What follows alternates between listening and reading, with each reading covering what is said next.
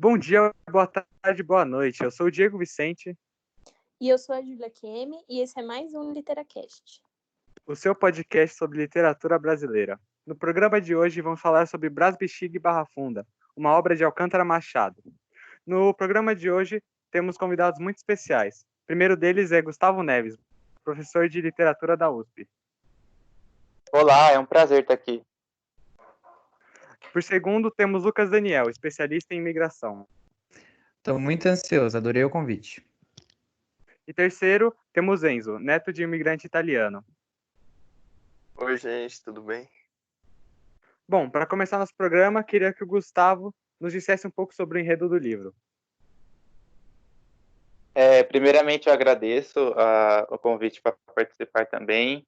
É uma honra falar sobre essa obra que conta muito da história da imigração italiana aqui no Brasil e mais especificamente em São Paulo, né? Falando sobre aspectos da língua e literários propriamente ditos, a obra é uma obra curta. Em questão de páginas, ela tem apenas 12 contos no seu total, e ela começa até com um artigo de fundo que diz que a obra é uma coletânea de notícias que aconteceram em São Paulo na década de 20, e o autor ele faz questão de explicitar que aquilo são cenas do cotidiano e que elas foram feitas com a intenção de mostrar a adaptação do povo italiano que estava vindo da Europa aqui em São Paulo, né? E como que foi essa convivência com os brasileiros. Ele fala em todo o livro que a realidade era uma realidade muito pobre e isso é evidenciado várias vezes em vários pontos. Também na linguagem ele deixa claro o discurso direto e esses discursos são carregados de coloquialidade, até porque o italiano ele mistura muito o seu discurso da sua língua natal com o seu discurso normal de convivência. Então, as palavras em italiano elas são bem frequentes no livro, até no rodapé você encontra várias vezes o significado das palavras em italiano e tal. Isso é uma marca importante do livro, essa junção de dialetos, até porque o sotaque do paulista ele é muito influenciado pelo italiano. E não só isso, o livro é narrado em terceira pessoa, ele é cortado em cenas, muitos dos contos eles não têm um final, eles são subentendidos, né? Os finais eles são contos bem curtinhos, mas eles são contos muito emblemáticos e muito densos. Ou seja, tipo, eles não são longos, mas eles carregam em si um significado muito grande, de um conteúdo muito grande, entendeu? Os próprios personagens, eles falam por si, eles ganham cor, ganham vivência, isso é muito interessante no livro. Você tem a ideia de citar várias ruas, vários espaços que são espaços, ambientes que eram comuns até aquela época.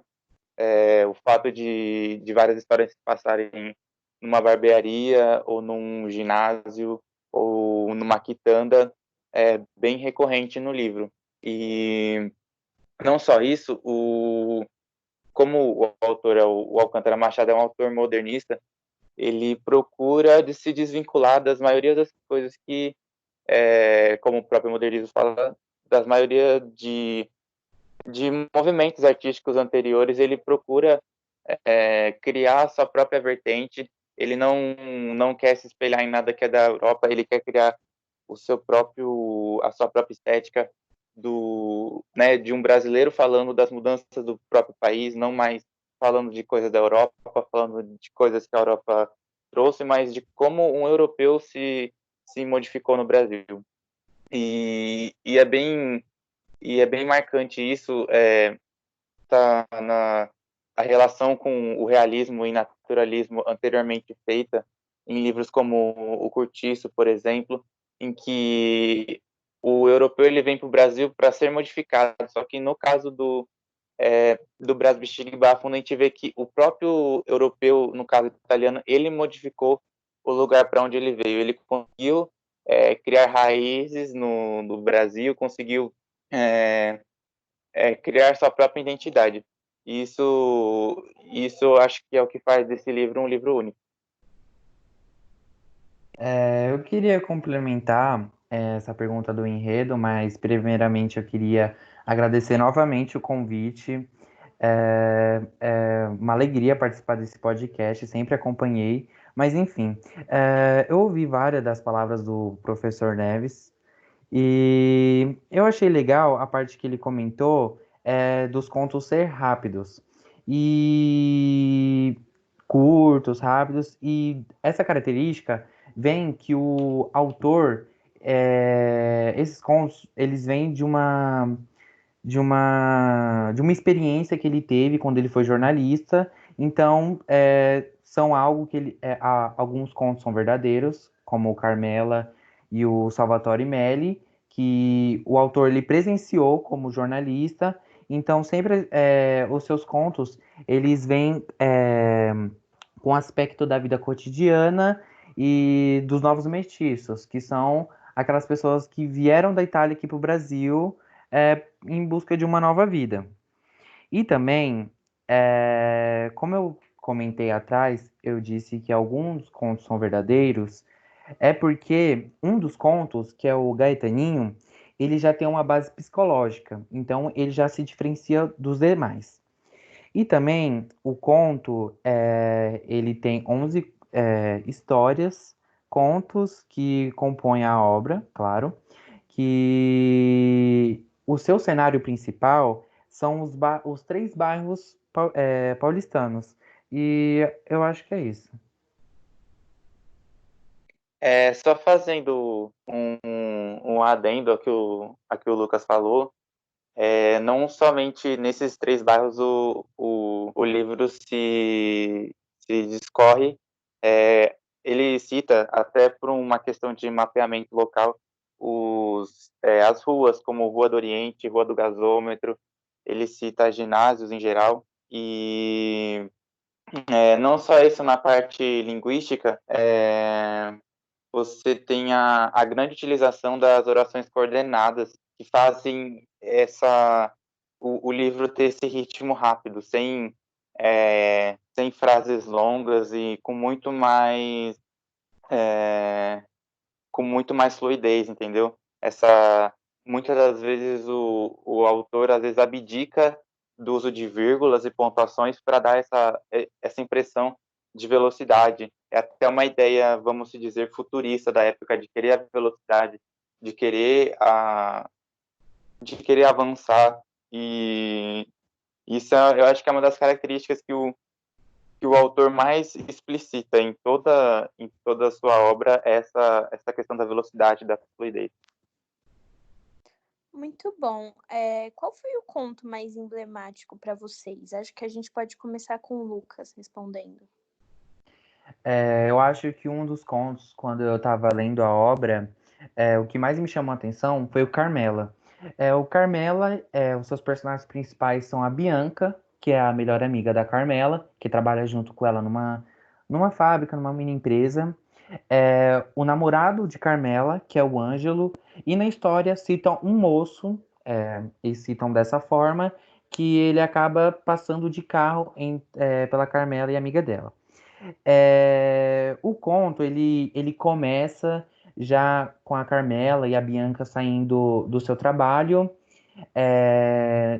em pleno século XX, e no caminho o livro descreve que a Carmela era uma jovem muito bonita, tinha um corpo muito bonito, ela usava vestidos curtos, e como naquela época os homens tinham uma mentalidade diferente, eles acabavam assediando as mulheres. E aí começa o conto com a Carmela e a amiga dela voltando do trabalho, e esse moço que é citado no livro, ele acaba assediando a Carmela.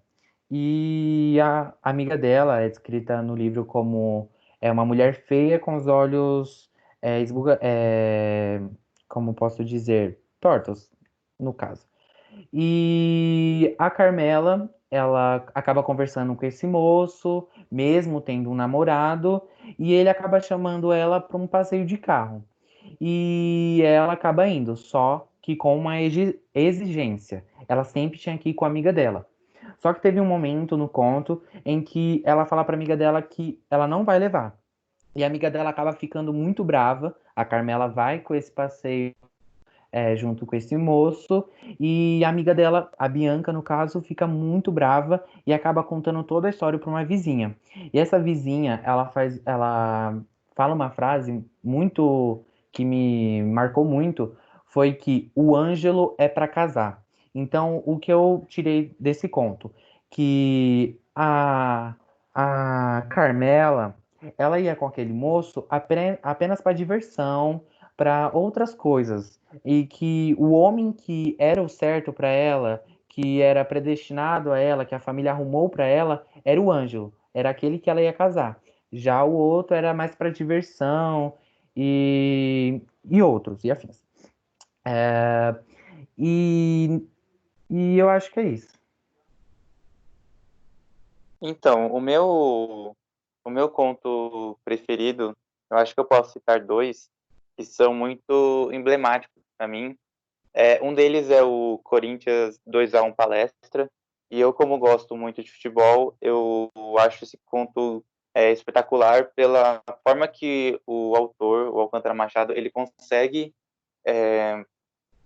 criar toda essa atmosfera de uma partida de futebol, ainda que não fossem estádios grandes na época, mas é, reuniam-se já torcidas né, tanto, e essa rivalidade entre Corinthians e, na época, o Palestra Itália, que é um time criado por italianos e descendentes, eu acho que é muito forte, e tudo que acontece no decorrer do conto, como as cenas ele descrevendo as jogadas que deram origem aos gols, ele descrevendo o romance principal da história de um jogador com uma torcedora. Eu acho fascinante, e que eu acho que é uma marca que o Brasil adquiriu, essa do futebol, e que ele consegue mostrar desde aquela época, quando esse esporte nem era tão divulgado assim. Ele já mostra a força que ele tinha na vida das pessoas, como uma diversão, como uma forma das pessoas escaparem daquela vida pobre, daquela vida de muito sofrimento. Eles tinham um apreço muito grande pelo futebol. Um outro conto, assim como o Lucas falou anteriormente, é o conto Gaetaninho. Ele é um dos contos mais emblemáticos da história, não só por ser uma tragédia, obviamente, mas por ser um retrato do que, assim como o livro é um conto, é uma coletânea modernista, o modernismo ele prega em si o reflexo sobre o que o progresso traz às civilizações, às sociedades. E no caso do Gaetaninho, a gente fica com a reflexão não só da simplicidade do menino em querer andar de carro pela primeira vez, ou na situação que ele estava de encontrar algum meio para andar de carro, e no caso foi a morte, porque ele acaba andando no carro da funerária. Mas o que essa reflexão sobre o menino, o que o progresso trouxe na vida da pessoa? Nesse caso, o progresso ele não trouxe nada de bom. Ou seja, o menino ele queria andar em um carro, que é um símbolo do progresso, da modernidade, e ele quer e ele quer aproveitar isso, só que, ao mesmo tempo, ele é morto por um bonde, que é um símbolo de prosperidade, né, de avanço, e eu acho que essa questão da reflexão do quanto, não só da pobreza, né, desses pequenos sonhos de um imigrante, essa questão do reflexo sobre o progresso, eu acho que é muito evidente nesse conto por isso, e eu considero esse um dos melhores, mais emblemáticos para mim. Fazendo um gancho no que o Neves acabou de falar, nesse primeiro conto, o autor ele soube abordar de forma realista, muito boa, porque ele usa onomatopeias como o canto das torcidas, as cores das bandeiras, tudo isso para criar um ambiente cada vez real para o leitor. Então ele soube fazer de uma forma muito boa. Então, tipo, ele consegue cativar muito bem a pessoa, ele consegue prender a pessoa à leitura. Eu acho que é isso. Aproveitando a deixa das respostas de vocês, a gente também gostaria de saber qual a diferença da sociedade dos dias antigos para os dias atuais, na opinião de vocês. Eu pude perceber, fazendo análise do Conto de Carmela, eu posso falar aqui que antigamente havia muito machismo. A gente sabe que hoje em dia ainda tem, só que antigamente era muito, muito, muito forte esse machismo, porque no conto, tudo que o pai dela manda, ela tem que fazer. Ela só pode sair na companhia de confiança do pai dela, que no caso é a Bianca. Então, sempre quando ela ia para esses passeios com esse moço que ela acabou encontrando na rua, ela sempre falava que ia sair com Bianca, porque se ela não falasse isso, o pai dela não ia deixar para sair. Ela sempre tinha hora para dormir, para voltar para casa. Então, as mulheres nessa época eram muito controladas e eu acho que é uma grande diferença, porque hoje em dia a gente acaba tendo a maior autonomia das mulheres, conquistando os direitos ano a ano e ganhando visibilidade e representatividade também, né? Então, associado ao que o Lucas falou sobre machismo, eu acho que é uma das problemáticas do livro, ao tratar disso, como no Carmela, que é uma moça que se sente livre para poder casar com um e para se divertir, entre aspas, com outro homem. E essa também é uma das diferenças que tem da sociedade do livro para a sociedade atual. É um livro de um século atrás, a gente é uma sociedade muito ainda fechada, as mentes são muito fechadas ainda.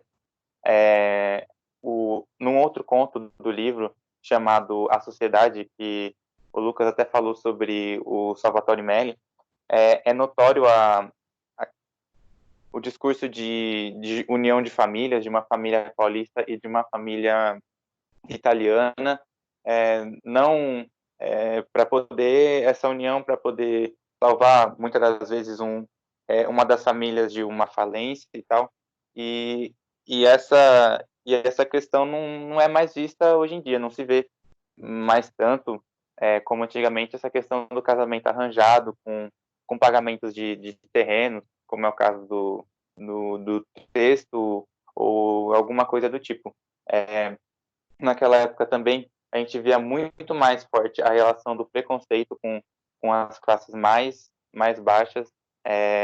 Em muitos dos contos a gente vê esse preconceito com as classes dos pobres, que no caso eram os imigrantes, que chegavam no Brasil e não tinham condições nenhuma para viver e sofriam muito preconceito por isso. Também em várias partes o preconceito do brasileiro e do próprio italiano com os negros, com diversas falas falando mulato, negro, negrinho, e não que isso tenha acabado no Brasil, mas eu acho que tão explicitamente como era naquela época, talvez não se encontre mais, ou talvez encontre isso de forma mais velada naquela época, era algo muito mais normal. Você, em uma cena mesmo de um dos contos, eles riem, fazem piada da agressão de duas de duas negras, duas mulatas ditas no conto, ele lida com isso de uma forma normal, como se fosse algo normal. E eu acho que essas são duas, três diferenças principais da sociedade da sociedade do livro em questão e atual, sem falar na liberdade de gênero, na liberdade de expressão, que são hoje não tem nem comparação do que era naquela época. Eu acho que é isso. Neves, continuando a palavra com você, eu queria que você nos fizesse uma conexão entre essa obra e outros livros do mesmo período ou de até períodos anteriores. Então, querido Diego, eu, assim como disse em algumas perguntas anteriores, com o caso do Curtiço, mesmo Curtiço sendo um livro realista barra naturalista, que procura expor a realidade das pessoas, eu acho que essa conexão, essas cenas, como cenas de filme, né, que a gente vê no Brás, Bexiga e Barra Funda, essa influência cinematográfica, né, mas essas cenas do cotidiano a gente também vê no Curtiço. Obviamente não tem o Curtiço em si, o lugar Curtiço é o lugar físico, né? Ele é de total importância na história do Curtiço. Aqui nós não temos um espaço físico tão relevante, mas essa parte de narrar histórias de pessoas e discursos carregados de coloquialidade e carregados de expressão são duas coisas que marcam eu creio que marcam muito essas duas obras de contar a realidade. Entretanto, como eu havia dito também, no caso do Curtiço, essa coisa do meio agir sobre as pessoas que, depois de entrarem no Curtiço, acabam mudando totalmente seu ponto de vista, acabam mudando suas atitudes. Não, eu creio que é vista de um modo contrário no Brasil Bexiga e Barra Funda, uma vez que o italiano muda o lugar onde ele está e ele não é mudado tanto pelo meio onde ele se encontra. Fazendo outra analogia, o próprio Alcântara Machado tem um outro livro chamado Laranja da China, e esse livro é interessante porque ele dá nome de famosos como Platão e Ulisses para as pessoas normais, pessoas fazendo coisas normais do cotidiano, e ele trata isso como se essas pessoas fossem heróis. E o que acontece é que algumas diferenças são notadas, né? No caso do Laranja da China, ele fala de luso-brasileiros, de descendentes de portugueses, e ele fala de burgueses, ao contrário do Alcântara, que fala de pessoas pobres, mas essa questão do cotidiano de uma outra nacionalidade, no caso a portuguesa, também é vista no Laranja da China, tanto é que em muitas edições, nas edições que eu também li, o Laranja da China ele é colocado junto com o Brás Bexiga e Barra Funda pela conexão que eles têm e por contar uma história de uma mesma cidade, contada por pessoas que vivem o cotidiano ali, a fundo, e eu acho que essa é uma das as relações que nós conseguimos fazer entre esse livro e as demais obras da atualidade, daquela época. Por último, eu queria que o Enzo, sendo um neto de imigrante italiano, nos dissesse a importância que esse livro tem nos dias de hoje. Mesmo o livro sendo de 1927, da primeira fase do modernismo, o que ele poderia ter de importante na nossa vida atualmente? Sim, bem, meus pais e meus avós sempre me contavam sobre esse livro e a importância dele na sociedade, né? Porque, por exemplo, hoje são mais de 25 milhões de habitantes ítalo-brasileiros vivendo em sociedade no Brasil. E esse livro, ele é muito importante, pois ele retrata a adaptação desse povo italiano nas grandes áreas de São Paulo, como, por exemplo, o lugar onde eu moro, que é o Brás. Lá tem uma hospedaria para imigrantes. Tinha, na verdade, que agora ela se tornou o Museu da Imigração. Mas isso mostra como a influência imigrante foi muito forte aqui em São Paulo, no Brasil. Tendo até uma data comemorativa, que seria dia 21 de fevereiro, que é o Dia Nacional do Imigrante Italiano. E o livro ele retrata bastante a fusão desse povo italiano às áreas de São Paulo. E como o Gustavo falou, o povo italiano ele não perdeu suas origens. O povo brasileiro que se adaptou a ele não se adaptou ao povo brasileiro. Tanto que até suas crenças acabaram se fundindo com as brasileiras. E eu imagino que muitos brasileiros devem até agradecer aos italianos, pois eu imagino que não tem um brasileiro que nunca tenha comido uma pizza, por exemplo, que seria, que é totalmente italiana. Ou como, por exemplo, os milhões de torcedores do time Palmeiras, que originalmente se chama Palestra Itália. E esse livro, ele ajuda muito a entender esse processo de adaptação. Para quem tem muita curiosidade, eu indico muito que leiam este livro, pois ele ajuda bastante. Pois bem, eu queria saber se alguém mais tem alguma coisa a acrescentar sobre a obra, algum comentário que seja importante para nossos telespectadores.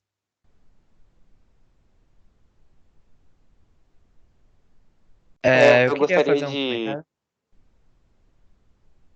Eu gostaria, não interrompendo o Lucas, só gostaria de fazer um comentário, assim como o nosso querido Enzo falou. Eu recomendo o livro para quem procura conhecer mais a história ali do centro de São Paulo, dos imigrantes, como tudo aquilo que hoje é tão colossal foi formado. Eu creio que é um livro digno de se ler também.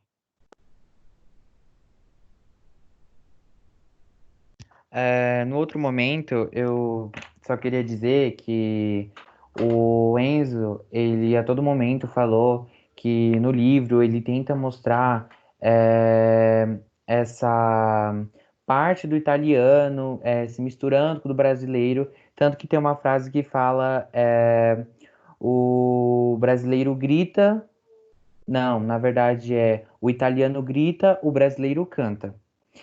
Viva o Brasil e a bandeira da Itália, que ele tenta botar ao máximo dessa mesclagem de cultura. E como a gente sabe, a imigração aqui no Brasil ela é muito ampla. Então, como o nosso Brasil, nosso país é um país muito grande, a gente tem diversas influências. O livro ele traz uma influência italiana, mas o nosso Brasil ele tem influência japonesa, alemã e diversas culturas que pode se encaixar dentro da imigração aqui no Brasil. É isso. Então, com isso, eu acho que nós já podemos acabar nosso programa de hoje. Queria agradecer a todos os convidados por terem disponibilizado um pouco do tempo de vocês, mesmo nessa época de quarentena. Queria agradecer também a Kemi por ter me ajudado a apresentar mais um programa desses incrivelmente. E, bom, por isso é só, gente. Fiquem em casa, se protejam, cuidem de seus familiares e fiquem bem. Tchau, tchau. Igualmente, esperamos